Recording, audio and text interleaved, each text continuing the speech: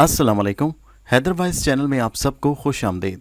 गुजारिश है कि हमारे चैनल हैदर वॉइस को सब्सक्राइब ज़रूर कीजिए और साथ ही बेल आइकॉन के बटन को दबा दीजिए ताकि आने वाली वीडियो का नोटिफिकेशन आपको मिल सके। शुक्रिया।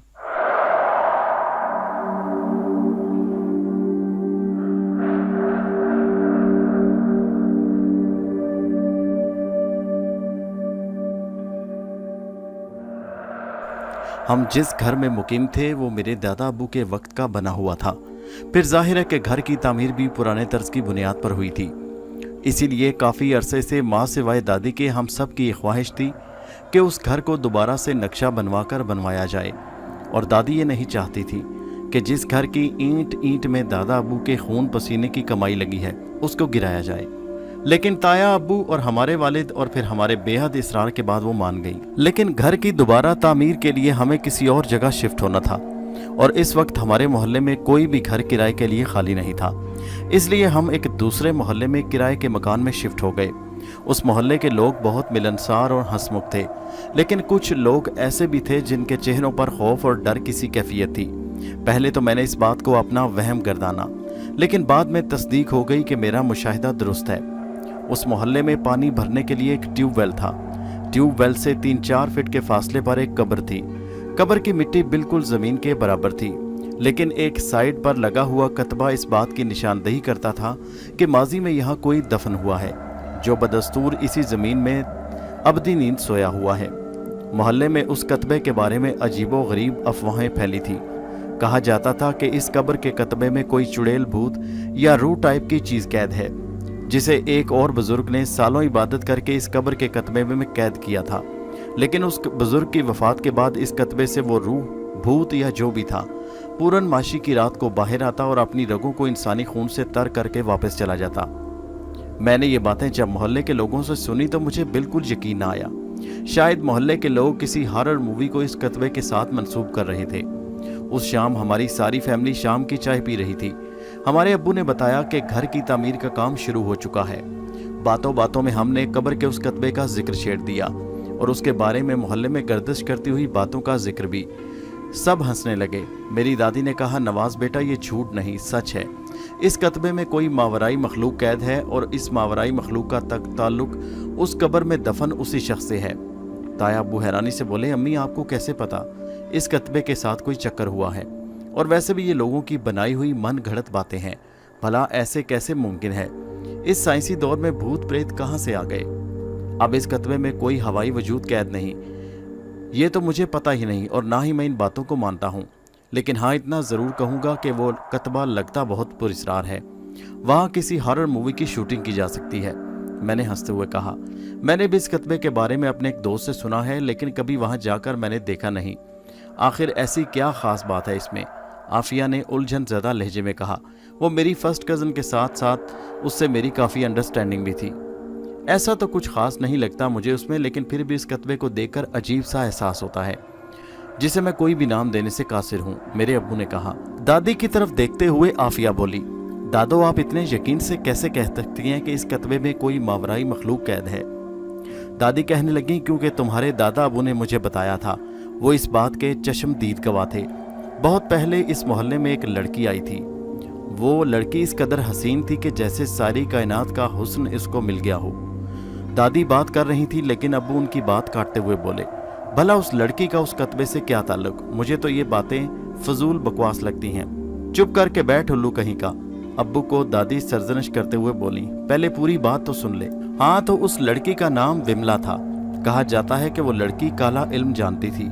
काला जादू करने पर उसको दस्तरस हासिल थी, लेकिन वो अपनी शक्तियाँ मजीद बढ़ाना चाहती थी। इसलिए विमला ने किसी मावराई मखलूक को कब्जे में करने के लिए कमल शुरू किया।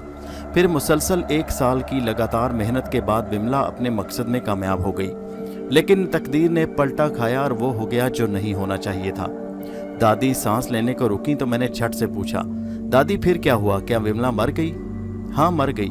जिस मावराई मखलूक को उसने काबू करने के लिए वो अमल किया था, वो बेइंतहा मुश्किलात से गुजरी।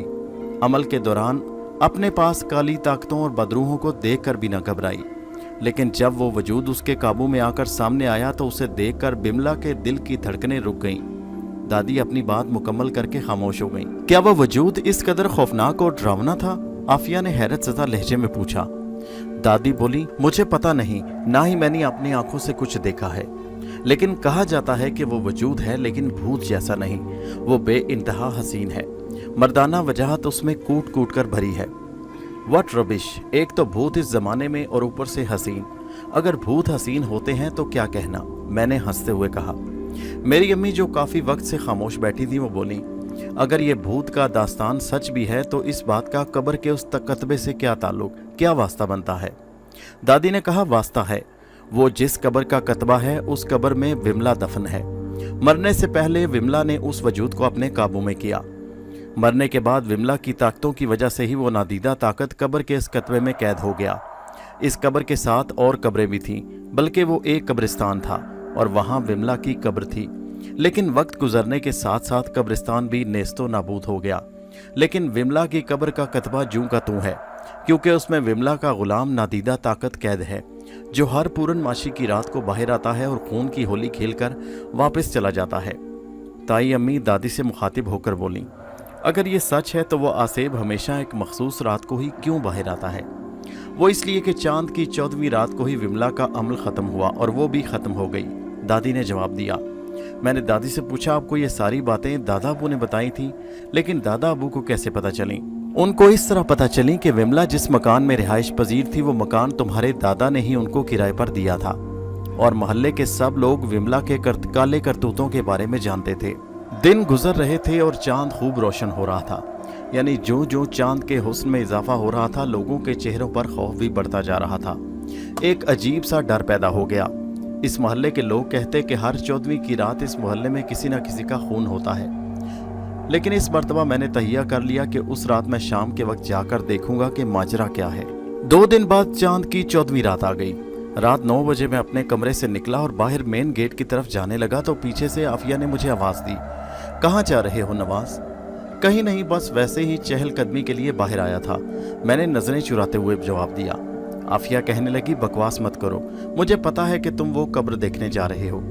आफिया प्लीज, अब तुम दादी या अम्मी की तरह रिएक्ट मत करना, मैं सिर्फ ये देखना चाहता हूँ कि वहाँ क्या होगा, मैंने मिन्नत अमेज लहजे में कहा, क्योंकि मुझे पता था कि वो अम्मी और दादी को बताने में 1 मिनट नहीं लगाएगी। चलो ठीक है, क्या याद रखोगे? मैं किसी को कुछ नहीं बताऊंगी, लेकिन मेरी एक शर्त है। मैंने पूछा, कैसी शर्त? मैं भी तुम्हारे साथ जाऊंगी, क्योंकि मैं भी जानना चाहती हूँ कि आखिर उस कतबे का क्या राज है। मैंने कुछ देर सोचा, फिर मैंने कहा, ठीक है चलो चलते हैं, और हम दोनों उस जगह पहुंच गए। हम दोनों उस कतबे के पास आ गए। वो सफ़ेद रंग का था, उस पर विमला का नाम और मरने की तारीख लिखी थी। कितनी मसका खेज बात है कि इस कतबे में से कोई जिन निकलेगा, और उस जिन के खौफ से लोग शाम 7 बजे से ही अपने घरों में बंद हो जाएंगे। आफिया ने बात की और उसकी बात मुकम्मल होने की देर थी कि अचानक तेज हवा चलने लगी। वो हवा इतनी तेज थी कि यूं लगता कि वो हमें उड़ा कर ले जाएगी।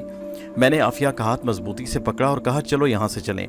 मैंने इतना ही कहा था कि वो आंधी रुक गई और सन्नाटा छा गया, जैसे कभी आंधी आई ही ना हो। हम दोनों की नजरें उस कतबे पर पड़ी। वहां से अब धुआं निकल रहा था, और फिर उस धुएं ने एक इंसानी शक्ल धार ली। मैं और आफिया दम बखुद थे। वो इंसान या जिन हमारी आंखों के सामने खड़ा था। वो किसी भी जाविये से जिन कहलाने के लायक नहीं था।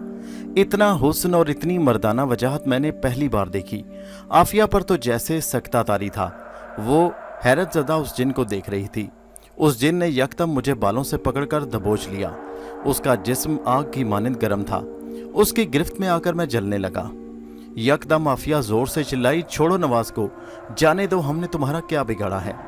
आफिया की बात सुनकर वो उसकी तरफ देखा और गरजते हुए बोला, जो एक बार मेरी गिरफ्त में आ जाता है मैं उसे मौत की गिरफ्त में बचा कर दम लेता हूँ, लेकिन न जाने आज मैं तुम्हारी बात टाल नहीं पाया।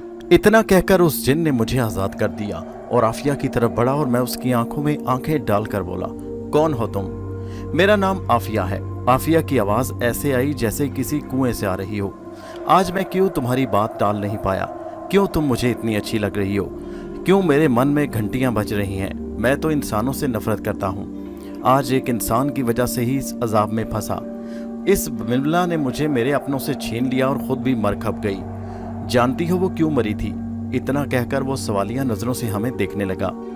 आफिया हिम्मत करके बोली, क्यों विमला मरी थी? हम नहीं जानते, ना ही हमें जानने का शौक है। मैं इतना जान गई हूँ कि तुम कोई भूत नहीं हो, क्योंकि अव्वल तो इस साइंसी दौर में भूत का कोई तस्वुर नहीं, और दूसरा अगर मान भी लिया जाए कि तुम भूत हो, तो मैंने सुन रखा है कि जिन भूत बहुत खौफनाक शक्लों के होते हैं, इतने हैंडसम, और अगर तुम इंसान नहीं तो साबित करके दिखाओ। उस जिन के चेहरे पर एक मुस्कुराहट आ गई। वो मुस्कुराते हुए मजीद हसीन लगने लगा। आफिया उसकी मुस्कुराहट में जैसे खो सी गई। मैं जलन और रकाबत से उस नाम नेहाद जिन को देखने लगा, जो उस वक्त मुझे अपना दुश्मन लग रहा था। वह जिन हंसते हुए आफिया को देखने लगा और बोला, तू देख कि मैं कौन हूँ। इतना कहकर वो गायब हो गया। अब की बार आफिया और मैं वाकई डर गए। मेरी तो टांगें कांपने लगीं कि अचानक वो दोबारा उस जगह जाहिर हो गया जहां वो पहले खड़ा था और बोला, क्या तुम चाहते हो कि मैं तुम दोनों को यहां से जिंदा जाने दूं? मैंने जवाब दिया, बिल्कुल, वैसे भी हमने तुम्हारा क्या बिगाड़ा है। तो उसके लिए मेरी एक शर्त है, तुम्हें मुझसे एक वादा करना होगा। मैंने पूछा, कौन सा वादा? कल रात तुम दोनों यहाँ आओगे और मुझे मिलोगे। आफिया ने गुस्से से कहा, अरे वाह, क्यों? मतलब कि तुमने हमें मारने का काम कल पर मुलतवी कर दिया है। वो कहने लगा, अगर मुझे तुम दोनों को मारना ही होता तो तुम दोनों को मैं आज इसी वक्त मार देता। मैंने पूछा, तो कल बुलाने का तुम्हारा क्या मकसद है? वैसे भी कल तक तो तुम फिर इस कत्बे में कैद हो जाओगे। हाँ, ये दुरुस्त है कि मैं फिर से इस कत्बे में कैद हो जाऊंगा, लेकिन तुम मुझे इस कत्बे पर हाथ रखकर 3 बार बुलाओगे तो मैं उस रात के लिए फिर आज़ाद हो जाऊंगा। और फिर हम वहां से वापस आए तो बिल्कुल खौफजदा नहीं थे। उस जिन से हमारी दोस्ती हो गई और आफिया तो उस जिन से कुछ ज़्यादा ही मुतासिर थी। आफिया की ज़िद की वजह से दूसरी रात हमें उस कब्र के पास जाना पड़ा। अगरचे मैंने आफिया को बहुत मना किया, लेकिन उसने मेरी मोहब्बत का वास्ता देकर जाने पर मजबूर किया। रात को तकरीबन 9:30 बजे हम उस कब्र के पास आ गए। आफिया ने कब्र के कतबे पर हाथ रखकर 3 मरतबा उस जिन को पुकारा।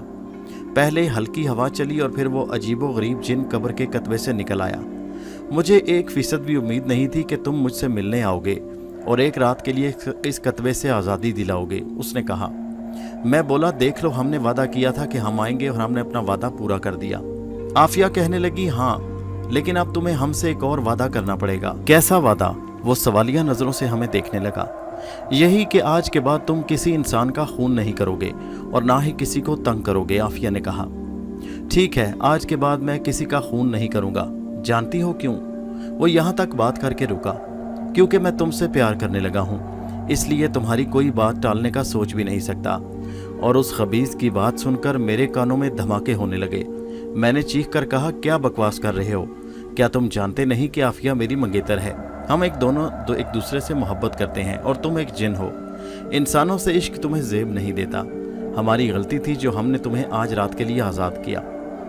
हाँ, ये बात मैंने खुद को समझाने की बहुत कोशिश की, लेकिन मैं अपने आप को समझा नहीं पाया। मैं इस लड़की से मोहब्बत करने लगा हूँ।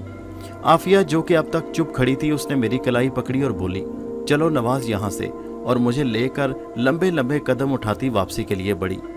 2 दिन गुजर गए। जब से आफिया वापस आई थी, बहुत खामोश थी। मैंने उसकी खामोशी और परेशानी का सबब जानने की कोशिश की, लेकिन बेकार। वो बदसूर कमरे में बंद थी। घर वाले भी आफिया के इस रवैये से परेशान थे, लेकिन मैं उन्हें इस कतबे और इस मनहूस जिन की दास्तान सुनाकर परेशान नहीं करना चाहता था। मैंने आफिया के कमरे का दरवाज़ा खटखटाया तो उसने अंदर से पूछा, कौन है? मैंने कहा, मैं हूँ नवाज। कहने लगी, आ जाओ। मैं कमरे में गया तो वो ड्रेसिंग टेबल के सामने खड़ी थी और उसकी आंखें लाल हो रही थीं। लगता था कि वो काफ़ी देर रोती रही है। वो मेरी तरफ मुड़ी। मैंने कहा, आफिया, तुम रोती रही हो, क्या वजह है? तुम इस कदर दुखी क्यों हो? नवाज, मैं तुमसे कुछ कहना चाहती हूँ, आफिया ने मेरी बात को नज़रअंदाज करते हुए कहा। क्या बताना है? मैं भी यही चाहता हूँ कि तुम मुझे अपनी परेशानी बताओ। मुझे प्यार हो गया है नवाज। जानते हो किससे? मैंने सवालिया नज़रों से उसे देखा। वो कहने लगी, उस जिन से। मैंने जानते बूझते हुए कुछ नहीं किया, मेरा उसमें कोई कसूर नहीं। मैं क्या करूं? इतना कहकर वो अपने हाथों में चेहरा छुपाकर फूट फूट कर रोने लगी और मैं बेबसी से आफिया को देखने लगा। वो मेरी मोहब्बत थी, मैं उसे यूं रोते हुए नहीं देख सकता था, लेकिन मुझ में इस कदर हौसला नहीं था कि अपने हाथों से अपनी मोहब्बत को भेंट चढ़ा दूं। मैं कमरे से जाने लगा। आफिया ने मुझे पीछे से रोक लिया। वो दोनों हाथ जोड़कर बोली, नवाज, मुझे तुम्हारी मोहब्बत का अंदाज़ा है, लेकिन मैं तुमसे प्यार नहीं कर सकती, क्योंकि उस जिन से मिलने के बाद मुझे पता चला कि प्यार क्या होता है। तुम मुझे अब कभी नहीं हासिल कर सकते और मैं उस जिन को कभी नहीं पा सकती। मैं जानती हूँ कि इस दुनिया में ऐसी कोई लड़की नहीं जो किसी दूसरी मखलूक से इश्क कर बैठे, लेकिन मैं क्या करूँ? मेरा दिल अब मेरे बस में नहीं रहा। मुझे माफ़ कर दो, खुदा के लिए मेरी मदद करो। मैंने अपने दर्द पर काबू पाते हुए कहा, तुम मुझसे किस मदद की तवक्को कर रही हो? मैं एक बार फिर उस जिन से मिलना चाहती हूँ, उससे अपने प्यार का इजहार करना चाहती हूँ, उसे बताना चाहती हूँ कि उसकी मोहब्बत एक तरफा नहीं। क्या तुम मेरे साथ वहाँ जाओगे? और मैंने सर हिला दिया, क्योंकि मैं आफिया की कोई बात टाल नहीं सकता था। एक बार फिर हम उस जगह आ गए जहाँ दो दिलों में मोहब्बत की कोंपलें फूटी थी, और अब मेरी मोहब्बत के दर्द से उन कोंपलों को सींचा जा रहा था। मैं यहाँ सिर्फ आफिया की खुशी के लिए आया था। आफिया से मोहब्बत का ऐसा शदीद एहसास मुझे पहले उस वक्त ना होता जब वो मेरे करीब थी, लेकिन अब वो मुझसे बिछड़ रही थी तो उसकी मोहब्बत में हर वक्त खुद को डूबा महसूस करने लगा। वाकई इश्क बहुत दुर्लाता है। आफिया ने उस कतबे पर हाथ रखकर 3 मरतबा उस जिन को पुकारा, और जिन एक रात के लिए आज़ाद हो गया। आज फिर तुमने मुझे आज़ाद किया, मैं हैरान हूँ। तुम तो मेरी मोहब्बत को ठुकरा कर चली गई थी। देखो शाम, उस जिन ने अपना नाम शाम बताया था। मैं फिर आ गई तुम्हारे पास। तुम्हारी मोहब्बत ने मेरे दिल को अपने सहर में जकड़ लिया है। अब मैं चाह कर भी अपने आप को तुम्हारी चाहत के तिलिस्म से आज़ाद नहीं कर सकती, और मैं हर वक्त तुम्हारे ख्यालों में खोई रहती हूँ। आफिया ने कहा। उसका एक एक लफ्ज़ शाम से मोहब्बत की गमाजी कर रहा था। शाम के चेहरे पर जैसे बहारें खिल उठी। क्या तुम सच कह रही हो? क्या वाकई तुम मुझे चाहने लगी हो? वो जिन बेयकीनी से बोला। अब की बार आफिया की जगह मैंने जवाब दिया। हाँ शाम, ये दुरुस्त कहती है। मैंने आफिया के दिल में तुम्हारे लिए तड़प देखी है। शाम ने आफिया को बढ़कर आगे गले लगा लिया। शदीद ज़ब्त के बावजूद मेरी आंखों से आंसू निकल पड़े। शाम मुझसे कहने लगा, नवाज तुम्हारा दिल बहुत बड़ा है। तुमने आफिया के लिए अपनी मोहब्बत को और अपनी खुशियों को कुर्बान कर दिया। तुम जैसे दिल वाला शायद ही कोई दुनिया में हो। आफिया ने कहा, शाम हम एक दोनों दूसरे को चाहते हैं, लेकिन क्या हम कभी एक नहीं हो पाएंगे? क्या इस कब्र के पास तुमसे मिलने के लिए रोज़ाना आना पड़ेगा? वैसे मैं इस कब्र से हमेशा के लिए आज़ाद हो सकता हूँ, लेकिन मुझे एक ऐसे इंसान की ज़रूरत है जो बहादुर हो, कमज़ोर दिल वाला ना हो। अगर कोई विमला की रूह को बुलाए और उसे मुझे आज़ाद करने का हुक्म दे तो विमला की रूह मुझे आज़ाद कर देगी, क्योंकि मेरी वजह से उसकी रूह भी हर पूर्णमासी की रात अजियत में होती है, और क्योंकि पूर्णमासी की रात मेरी आज़ादी की रात है।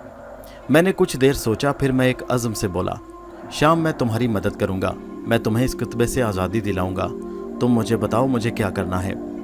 शाम को मेरे अल्फाज पर जैसे यकीन ना आया। कहने लगा, क्या वाकई तुम मेरी मदद करोगे? इस मोहल्ले में पूर्णमासी की रात को सब लोग 7 बजे अपने घरों में बंद हो जाते। अगरचे पिछली चांद की 14वीं रात को कोई खून ना हुआ, लेकिन बात लोगों के दिलों से इस जिन का डर निकालने के लिए नाकाफ़ी थी।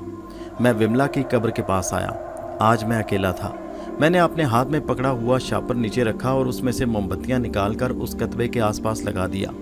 उसके बाद मैंने तमाम मोमबत्तियों को जला दिया और 1 फुट के फासले पर एक दायरा बनाया और उस दायरे के पास लोबान जलाया, और दायरे में बैठकर वो मंत्र पढ़ने लगा जो शाम ने मुझे सिखाया था। ये 1 घंटे का मंत्र था जो उस जिन के बकौल मुझे पढ़ना था। चूँकि इस मंत्र से नादीदा मखलूक़ात को कोई फ़र्क नहीं पड़ता था, इसलिए मंत्र पढ़ते मुझे किसी ने ना डराया, और अमल 1 घंटे के बाद आराम से पूरा हो गया। मैंने कतबे के पास ज़मीन पर 3 फूंके मारी और 3 मरतबा विमला को आवाज़ दी। कतबे के पास जो ज़मीन थी उससे मिट्टी के ज़रात बुलंद हुए, और सेकंड के 10वें हिस्से में वहाँ एक हसीन दोशीज़ा खड़ी थी। वाकई दादी ने दुरुस्त कहा था। वो हुस्न और दोशीज़गी में यकता थी। उसने सफ़ेद रंग का लिबास पहना था। वो मुझसे कहने लगी, बताओ मुझे किस लिए बुलाया है? मैंने रोब भरे लहजे में कहा, मैं तुम्हें हुक्म देता हूँ कि फ़ौरन शाम को आज़ाद कर दो। उसने मेरी तरफ देखा और बोली, मैंने शाम को आज़ाद किया, मैंने शाम को आज़ाद किया, और वो वहाँ से गायब हो गई। मैं दायरे से बाहर निकल आया। शाम इस कतबे से अब हमेशा के लिए आज़ाद हो गया। मैं जैसे ही दायरे से बाहर निकला, वो जिन बाहर खड़ा मुस्कुरा रहा था, और थोड़े फासले से आफिया भी इसी तरफ आ रही थी। शायद उसे पता चल गया था कि मैंने मंत्र कामयाबी से मुकम्मल कर लिया। वो हमारे पास आ गई और मुझसे बोली, नवाज, तुमने आप साबित कर दिया कि मोहब्बत खुद गर्ज नहीं होती। तुमने मोहब्बत की और मोहब्बत को सच्चा कर दिखाया। मैं हमेशा तुम्हारी एहसानमंद रहूँगी। शाम जिन ने कहा, नवाज, तुमने बहुत बड़ी कुर्बानी दी। मैं तुम्हारा शुक्रिया अदा करके तुम्हारी इस मोहब्बत को शर्मसार नहीं करूँगा, क्योंकि तुम्हारी मोहब्बत बेलौस है। 12 बजने वाले हैं। अब मुझे आफिया को लेकर हमेशा के लिए अपनी दुनिया में जाना है, क्योंकि अगर मैं इंसानी दुनिया में रहा और किसी इल्म वाले की नज़र मुझ पर पड़ गई, कुछ जानते हो क्या होगा? वो मुझे फिर कैद कर लेगा। इतना कहकर शाम ने आफिया का हाथ पकड़ा। आफिया बोली, नवाज, मैं जा रही हूँ हमेशा के लिए। आखिरी अल्फाज कह दो।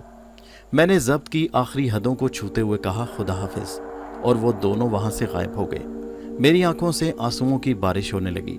अब ये पहाड़ जैसी ज़िंदगी मुझे आफिया के बगैर गुजारनी थी।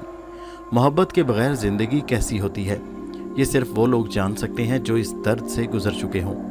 दोस्तों, कहानी कैसी लगी नीचे कमेंट में ज़रूर बताइए। हमारे चैनल हैदर वॉइस को सब्सक्राइब कीजिए। शुक्रिया।